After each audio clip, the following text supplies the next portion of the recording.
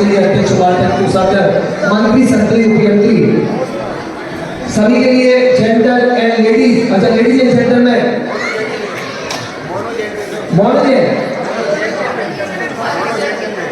Gentleman Sanjay पूरे कौन चाला कौन भूला मुझे पता नहीं, लेकिन जो ने लगाई कुंवर की चरणों की धूला वो होगा बिल्कुल कारो आदमी भूला।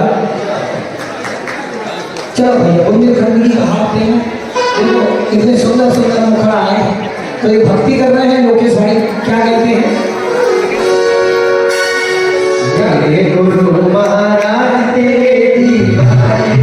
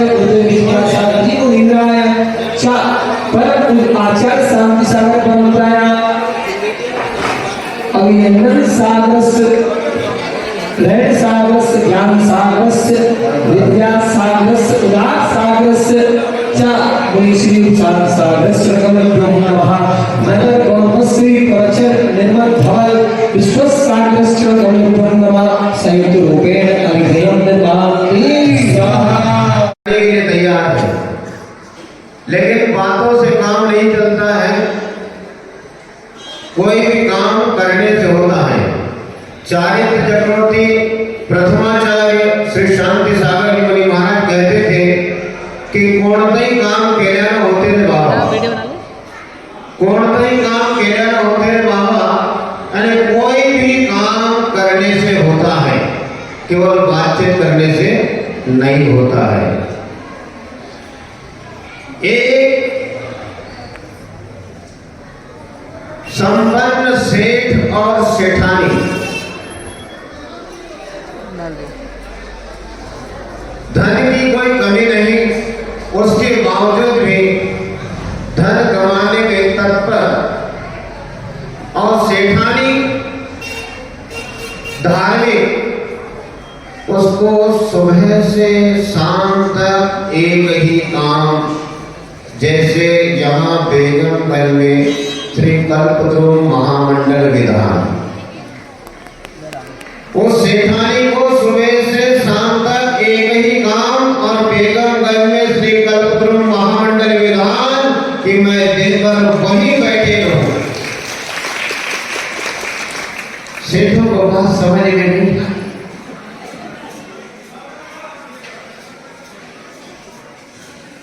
सेठानी सेठ से कहती है कि सुनो, ऐसा अवसर मत छोड़ो, रुपया तो आज है और कल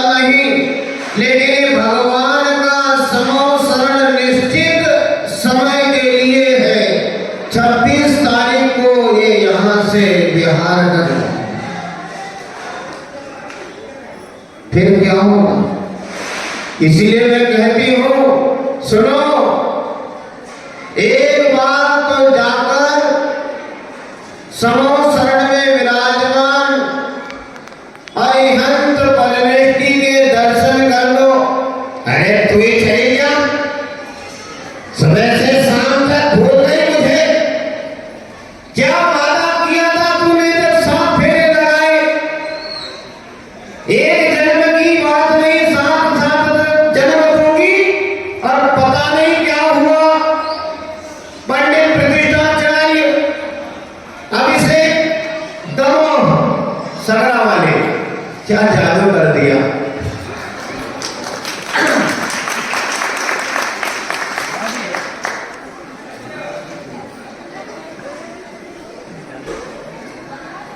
सब 17 तारीख से लेकर आज 24 तारीख हो गई है, और तू तो ऐसे मुझे भूल गई कि मुझे पहचानती नहीं। अरे ऐसी क्यों बात करते हो? आपका हमारा संबंध तो जन्मों जन्मों का है, और 7 समुंदर पार तक मैं तुम्हारा साथ निभाऊंगी। बस एक बार मेरी बात याद रखो। आज मैं जो बोल रही हूँ, तुमसे कह रही हूँ कि एक बार समो शरण में जाके अनंत भगवान के दर्शन कर लो। लेकिन वो सेठ जी कहते हैं कि तू ही चली जा। अरे देखो, रानू मणखेड़ा, सपना, सौधर्म इंद्राणी बन के बैठे हैं। एकता, टिल्लू भैया, अमित चक्रवर्ती, अशोक मंडी, आदि आदि कितने यहाँ पर दयाचंद जैसे कितने दयाचंद लोग बैठे हैं, और आप मेरी बात समझते नहीं हो। बस एक बार आप भगवान के दर्शन करके आ जाओ, और नहीं तो आज मैं भोजन नहीं करूंगी। भोजन नहीं करूंगी? अरे ऐसा मत कर मेरी माँ, तुझे बीपी की शिकायत है, शुगर की शिकायत है, टाइम से भोजन पानी कर लेना ही। यदि तुम मंदिर जाकर दर्शन नहीं करते कोई बात नहीं, लेकिन भगवान का समो शरण यहाँ आया है, तो एक बार भगवान के समो शरण में जाकर जिनेंद्र भगवान के दर्शन तो कर लो। बोलो हाँ।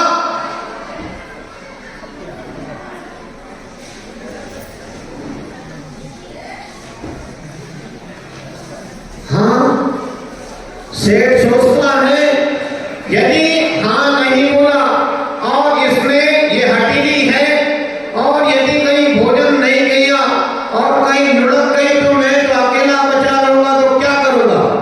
सोचता है ठीक है मेरी माँ, जाता हूँ। लेकिन जैसी घर से कदम बाहर निकाला, विचार बदल गए। विचार बदले, वापस आ गया। वापस आया और फिर सेठानी से कहता है कि देख भाई, मैं तो नहीं जा सकता। अरे क्या बात करते हो? दूर दूर से विदिशा से भक्त लोग पधार गए हैं, बैतूल इंदौर से लोग पधार गए हैं, बाड़ी बरेली से पधार गए हैं, और कहां से भक्त पधार गए हैं। तुम नहीं कह रहे कि मेरी जात। अब परेशानी खड़ी हो गई, उसका दिमाग चला, तुरंत कहता है कि देख मेरी माँ, मेरी बात अब तू सुन ध्यान से। मैं भगवान के दर्शन करने तो नहीं जा सकता, एक काम करता हूं। तो कौन सा? बोले मैं उपशांत सागर महाराज के दर्शन करके ही संतुष्ट हो जाऊंगा। चलो भाई कोई बात नहीं, इतना तो लाभ हुआ। उसे आया कमरे में महाराज के पास, महाराज को सारी कहानी सुनाई। बोले महाराज ऐसी बहस हो गई है सेठानी से। तो महाराज ने कहा कि देखो भाई, तुम्हारी सेठानी बहुत अच्छी है, वो तुम्हें सन्मार्ग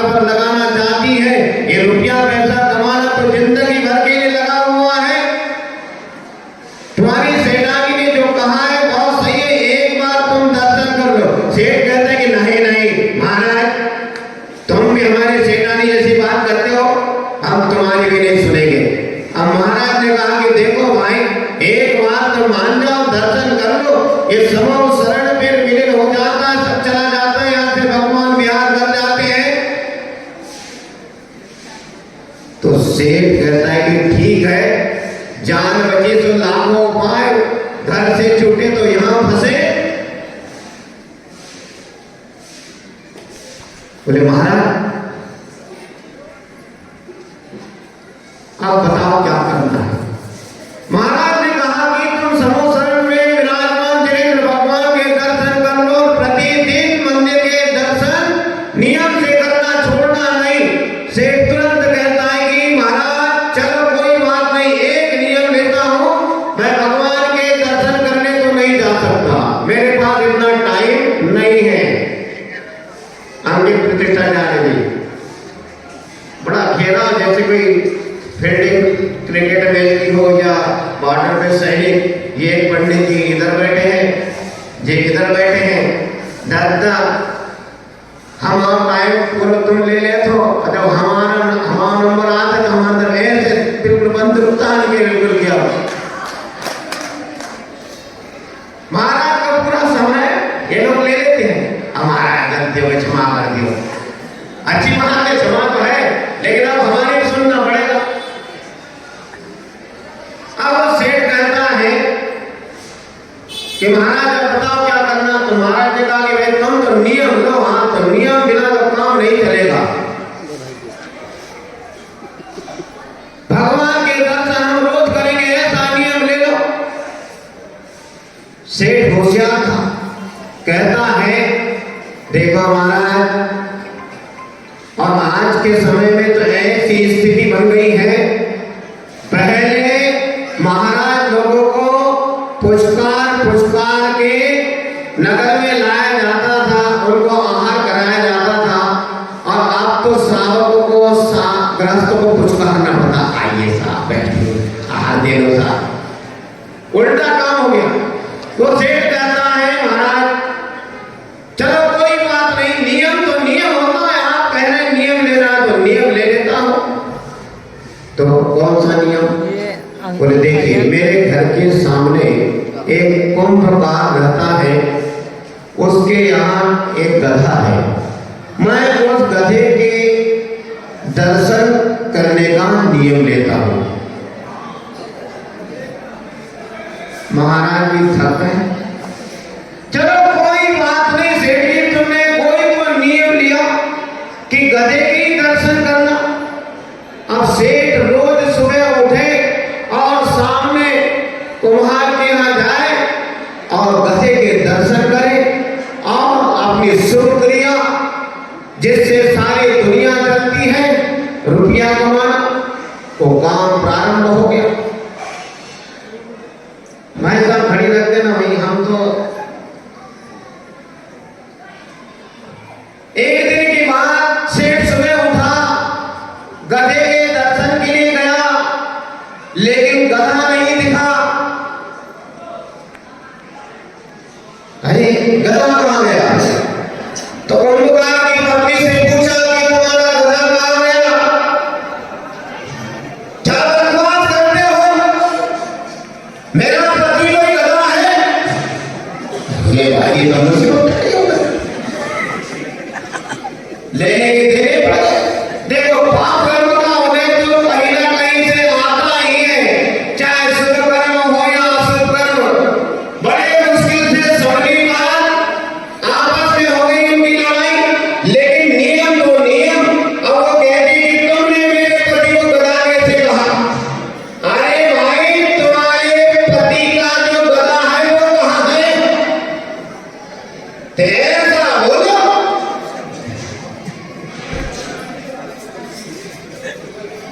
वो हमारे पति गधे को लेकर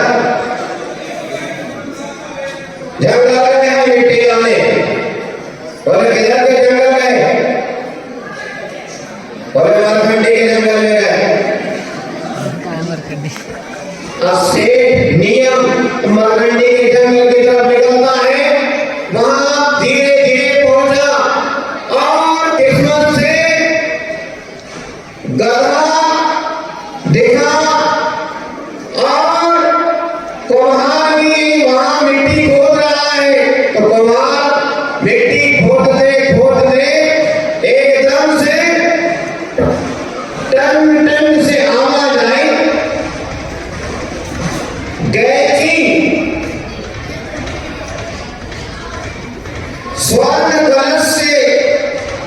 स्वर्ण से बना एक बड़ा सा कलश, उसमें कैंची टकराई तो आवाज आई। अब कुम्हार तो भाई देखो अपने मस्त लगा हुआ है, जैसे ही उसने मिट्टी हटाई देखा प्रसन्न हो गया, आहा मजा आ गया। आज पूरे जिंदगी की कमाई पूरी मेहनत आज मुझे सार्थक हो गई है। वाह, स्वर्ण से भरा हुआ कलश मुझे प्राप्त हो गया है। उसी बीच वहां पर सेठ जी पहुंच जाते, थोड़े दर्दी कदम दूरी है और कहते हैं पंडे धन है प्रभु, आज बड़ी मेहनत करना पड़ी। कुम्हार के कान में आवाज गई, कुम्हार ने पलट के देखा, अरे सेठ जी, तूने सेठ जी रुको, अरे नहीं मैंने देख लिया, मैंने तो देख लिया। कुम्हार कहता है कि सुनो सुनो सेठ जी सुनो, अब वो कहता है कि नहीं मैंने तो देख लिया, मैंने देख लिया। अब कुम्हार घबराए, अरे अब सेठ ने देख लिया अब क्या होगा। अब सेठ को मना, लेकिन सेठ नहीं माना, सेठ का काम था, गधे के दर्शन हो गए, अरे हमने तो देख लिया। अब सेठ पहुंच गया घर, उसके पीछे पीछे कलश लेकर कुम्हार दौड़ता है, चलो भाई जैसे जैसे फिफ्टी बंटवारा कर लेंगे। वहां पर स्वर्ण कलश लेकर कुम्हार पहुंचा, सेठ जी मान जाओ 50-50 कर लो। अरे क्या 50-50 कर लो, पहले जब आपने देख ही लिया है तो आधा तुम ले लो और आधा मैं ले लेता हूं। तो सेठ सोचता है गलत हो गया, गधे का चेहरा देखना, गधे के दर्शन करने से मुझे आधा स्वर्ण से भरा हुआ कलश प्राप्त हो गया, तो भगवान के दर्शन करने से क्या प्राप्त नहीं हो सकता है। सेठ को बात समझ में आ गई कि जिनेंद्र भगवान के दर्शन से क्या लाभ हो सकता है। जब गधे का मुंह देखने से स्वर्ण से भरा कलश मिल सकता है, तो जिनेंद्र भगवान के दर्शन करने से हमें क्या नहीं मिल सकता है। एक जन्म नहीं, मैं तो कहता हूं कि जब तक इस दुनिया से हमारा छुटकारा नहीं हो जाता, हमारे समस्त पापों का क्षय नहीं हो जाता है, तब तक वह व्यक्ति यदि जिनेंद्र भगवान के दर्शन का सच्चे दिलो दिमाग से यदि लाभ लेता है तो जन्मों जन्मों तक वह सुख ही रह सकता है। समस्त पाप कर्म जिनेंद्र भगवान के दर्शन से नष्ट हो सकते हैं, लेकिन शर्त है दर्शन करने की पद्धति सही होना चाहिए, दर्शन करने की विधि सही होना चाहिए, पूजन करने का ढंग सही होना चाहिए। यह पूजा की महिमा है, दर्शन की महिमा है। पूजा की महिमा हम बताते हुए आचार्य श्री वीरसेन स्वामी महाराज कहते हैं, जिनेंद्र पूजन दंडन वंदन नमो षडैहि बहु कम पदेशान नित्य रूपम भादो। अर्थात जिनेंद्र दर्शन, जिनेंद्र भगवान के दर्शन से, जिनेंद्र वंदन, जिनेंद्र भगवान के वंदन से, जिनेंद्र नमन, जिनेंद्र भगवान के नमस्कार, जिनेंद्र भगवान को नमस्कार करने से समस्त पापों का क्षय होते हुए देखा जाता है। कितना सरल तरीका है, बहुत सरल तरीका है कर्मों का क्षय करने का, बहुत सरल मार्ग है।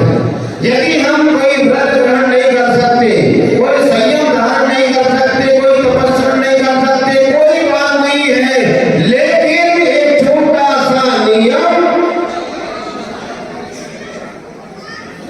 दान भी करना है तो दान नहीं कर सकते, पूजा करना है पूजा नहीं कर सकते, लेकिन छोटा सा नियम कि जिनेंद्र भगवान के भी हम दर्शन कर ले। यदि हम अपने आप को भगवान के चरणों में अर्पित कर दे तो तुम्हारे हमारे सबके पाप कर्म नष्ट हो सकते हैं। आवश्यकता है हमें सही विधि विधान से और मन में भगवान की पूजा अर्चना की प्यास, दर्शन की प्यास होना चाहिए। यदि हमारे अंदर वो प्यास है दर्शन की, पूजन की, तो हमारा जीवन धन्य होता है। और यदि हम ऐसा मंगल अवसर यदि छोड़ देते हैं तो फिर तो भगवान भी आकर हमें समझाए तो बड़ी मुश्किल होती है। लेकिन किसी भी निमित्त से हो, कोई साधु हो, कोई त्यागी व्यक्ति हो, यदि हमें वो सन्मार्ग दिखाता है तो हमें उस मार्ग पर चल पड़ना चाहिए, तो हमारा कल्याण हो जाता है। एक साधु अपना शिष्य, दोनों साधु और शिष्य अपने रास्ते से चले जा रहे हैं और वे साधु और शिष्य ऐसे थे आपके जैसे नहीं कि आपको छान जलाई ही चाहिए नहाने के लिए, वो तो नदी नाला में भी नहा लेते थे। रास्ते में चलते चलते गुरु ने कहा शिष्य से, अब भगवान की आराधना का समय हो चुका है और किस्मत से रास्ते में नदी में मिल रही है, अब हम क्यों न स्नान कर लें। शिष्य ने कहा ठीक है गुरु जी, कर लेना चाहिए। तो नदी में उतरे गुरु शिष्य ने जैसी डुबकी लगाई, गुरु उसके ऊपर बैठ गए और उसके ऊपर बैठकर उसे दबाने लगे। और शिष्य घबराता है कि ये हो क्या रहा है, गुरु होकर ऐसा करते हैं, उसको दबाए रखा। और शिष्य घबराता है, छटपटाता है कि कब ये मुझे छोड़ते हैं, कब मैं पानी से बाहर आ जाऊं, जल से बाहर आ जाऊं और कब एक श्वास ले लूं, मेरे तो प्राण उड़ने जा रहे हैं। जैसे कैसे हिला डुला किया, गुरु को दया आने की, चलो छोड़ो अब, नहीं तो लेने के लिए ना पड़ जाए, छोड़ा। घबराते हुए से झटकते हुए शिष्य पानी के बाहर आकर खड़ा हुआ। गुरु से पूछते हैं क्यों बेटा, जब तुमने डुबकी लगाई पानी में और मैं तुम्हें दबा रहा था तब तुम्हें कैसा महसूस हो रहा था। गुरु जी, ये भी कोई पूछने की बात है, जब आप मुझे पानी के अंदर दबाए रखे थे तब तो मेरे प्राण से छटपटा रहे थे कि कब आप मुझे छोड़े, कब मैं पानी से बाहर आऊं और कब एक श्वास ले लूं। गुरु जी, मुझे ऐसी छटपटाहट हो रही थी। गुरु जी ने कहा बेटा, ऐसी छटपटाहट जैसे तुम्हारे मन में जो छटपटाहट पानी से बाहर निकलने के लिए हो रही थी, जैसे आप विनय पाठ पढ़ते हैं, तुम विनय व्याकुल भयो जैसे जल बिंदु, जैसे मछली को पानी से बाहर निकाल दो तो पानी में मछली जाने के लिए तैयार कि कब मुझे जल मिल जाए, क्योंकि जल ही मेरे प्राण है। वो जल को प्राप्त करने के लिए, जल में प्रवेश करने के लिए छटपटाती है। उसी प्रकार गुरु ने उस शिष्य से कहा कि बेटा, जैसे तुम्हारा मन घबरा रहा था, तुम घबरा रहे थे कि जल के अंदर से कैसे बाहर निकल जाओ, अब कब मैं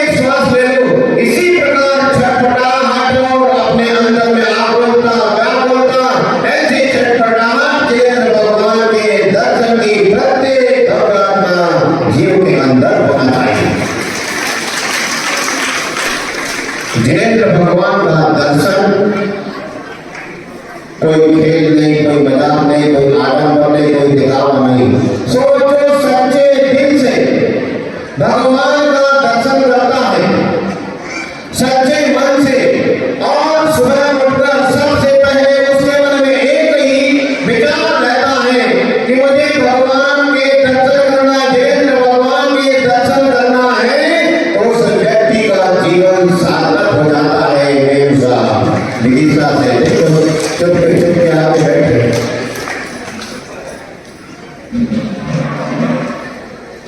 आपके यहाँ मेघालय में श्री कल्पतरुण महामंडल के नाम प्रारंभ है, और आप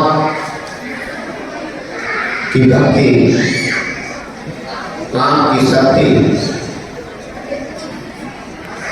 दिन पे दिन बढ़ते जा रही है, ये हम महसूस कर रहे हैं। 16 तारीख से 17-18 दिन पे दिन भक्तों की भीड़ बढ़ते जा रही है, पूजा करने वालों की भीड़ बढ़ रही है, दर्शन करने वालों की भीड़ बढ़ रही है। लेकिन ऐसे कोई एक आध सेठ तो जरूर होंगे, उनका नाम आप जानते हैं, नाम उजागर करने की जरूरत नहीं है। लेकिन ऐसे उन सेठों से हम कहते हैं कि एक बार इस बड़े विषय में आकर इस कल्पतरुण महामंडल के विधान से इस सरोवर में आकर जिनेंद्र भगवान के दर्शन कर लो, तो आपका भी जीवन धन्य हो जाएगा, जीवन मंगलमय हो जाएगा। इसी मंगल भावना के साथ बाहर से जितने भी लोग दिख रहे हैं, विदिशा, सुल्तानगंज, बैतूल, इंदौर, बाड़ी, बरेली, राहतगढ़, और भी जहाँ जहाँ से अभी लोग स्वयं पहुँच गए हैं, अभी जितने लोग पहुँच गए हैं, सभी के हमारा बहुत बहुत मंगल आशीर्वाद है, और उपस्थित समस्त जन समुदाय के लिए और हमारे पंडित प्रतिष्ठा है अभिषेक जी मंडली, सभी के लिए बहुत बढ़िया आशीर्वाद है। और आपके लिए खिरिया के राजा विजय कुमार जी बता रहे हैं, ऐसे